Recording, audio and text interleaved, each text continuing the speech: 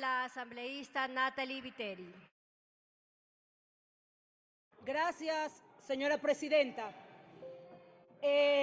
Lo propuesto en esta ley o el espíritu del cambio y reforma que han querido implementar en esta ley en el artículo 5 es con la finalidad de transparentar los ingresos de los funcionarios públicos y de las instituciones o compañías privadas o públicas que tengan ingresos que justificar al Estado y que no se mezcle con lo que conocemos como lavado de activos o terrorismo, que es lo que esta ley propone. Esta ley empezó para poder controlar a las instituciones financieras que eran blanco de posibles lavados de activos por las transacciones que se podían manejar.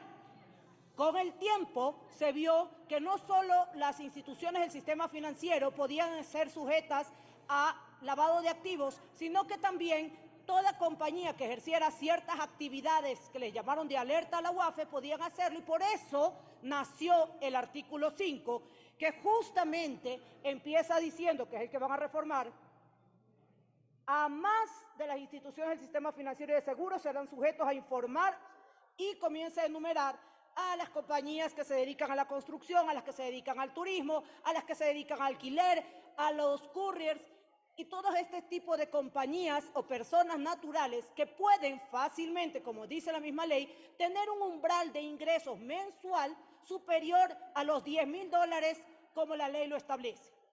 En ese caso están obligados a reportar a la UAFE mes a mes. No es que un mes sí, un mes no.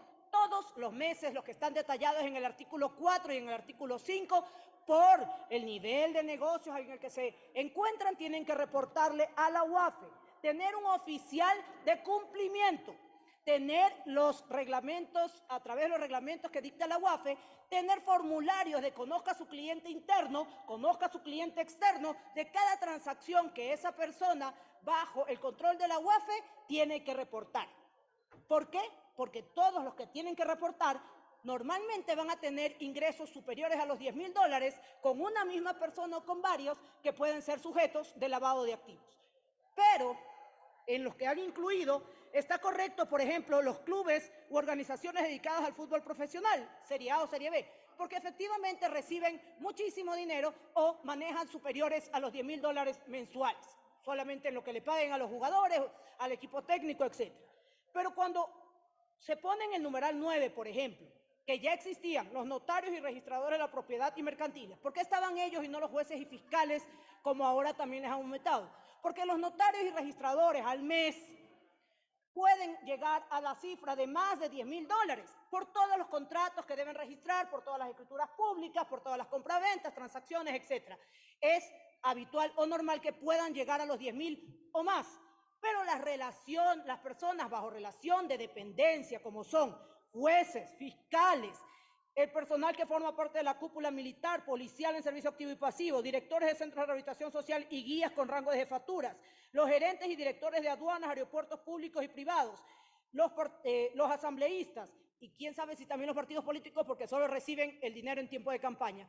Son personas, los antes nombrados, excepto los partidos, funcionarios públicos bajo relación de dependencia, cuyo ingreso mensual no puede ser mayor a 5,000 como determinan, y que no pueden tener otro ingreso. Es decir, en la habitualidad, tanto de los que forman el artículo 4 como de los que constan actualmente antes de la reforma en el 5, la habitualidad de estas personas es no tener más de 5,000 en ingresos mensuales. La UAFE, justamente en la ley, determinó en otro artículo, como es el artículo 4 en el literal C, el artículo 6, el artículo 7, el artículo 8, que en los otros casos, por ejemplo, de una persona natural o jurídica que reporte en un mes una salida o entrada de divisa superior a lo determinado en esta ley, que son $10,000, debe reportarlo a la UAFE.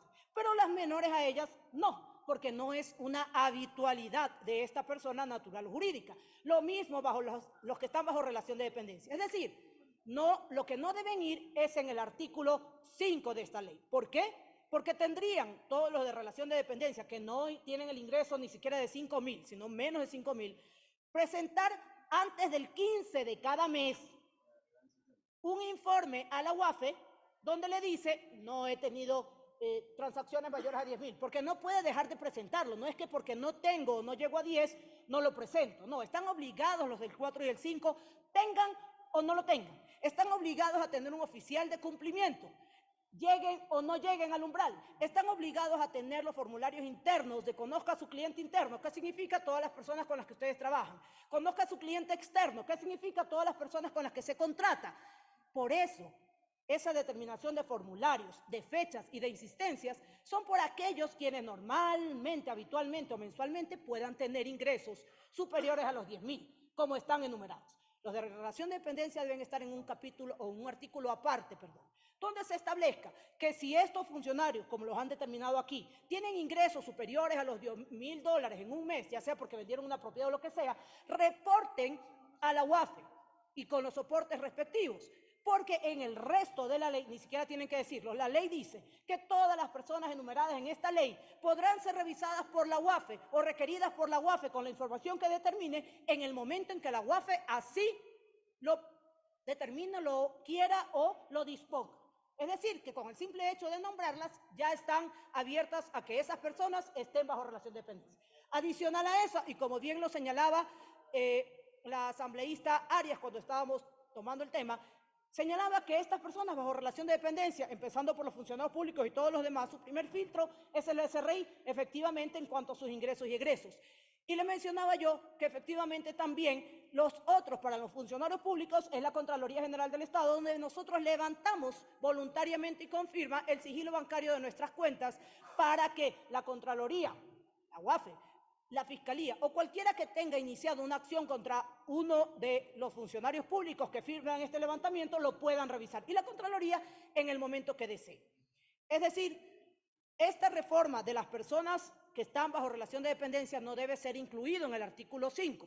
Debe ser incluido en otro artículo únicamente y estableciendo que estas personas, si llegan a tener en un mes un ingreso superior al umbral determinado en esta ley, que son $10.000, deben reportarlo a la UAFE, porque sí puede darse.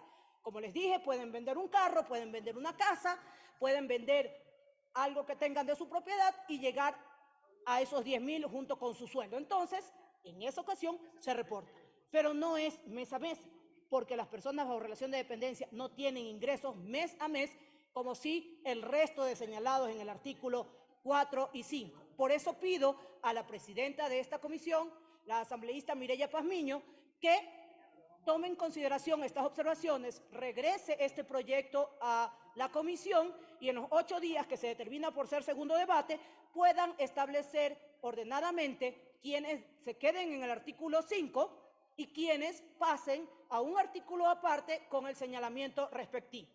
Gracias, señora presidenta.